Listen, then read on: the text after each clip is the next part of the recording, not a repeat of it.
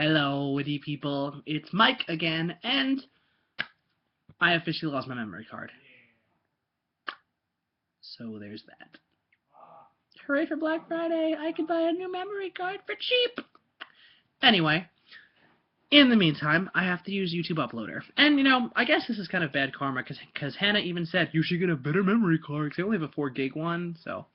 Anyway, this week's topic is most embarrassing things that happened to you while at school. And mine are not really like throwing up in the middle of a hallway kind of big deals, but there's still little awkward, stupid little things that happened.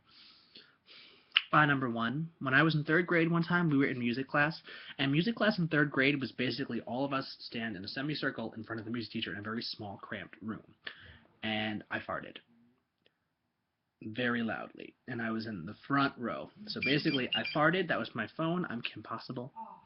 Basically, I farted, and then everybody just backed up very far, and I'm standing in the front by myself singing. I turn around and I realize that everyone is far away from me, and I was like, and that stuck with me for a couple of years in that school, and it kind of sucked. But it was still pretty funny. What was that? Allergies. I guess. I don't know. I could be getting sick. Another embarrassing thing that happened to me was...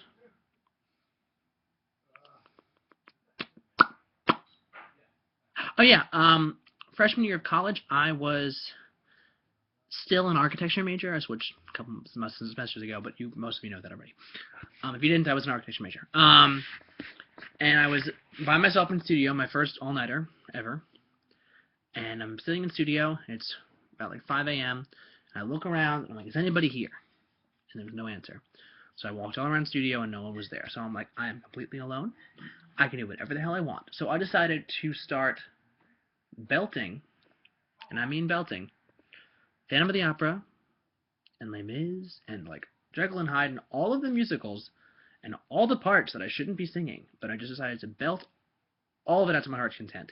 And I'm sitting there, and I'm in the middle of, it was either Wishing You Were Somehow Here Again, or You Know Who I Am from Jekyll and Hyde, and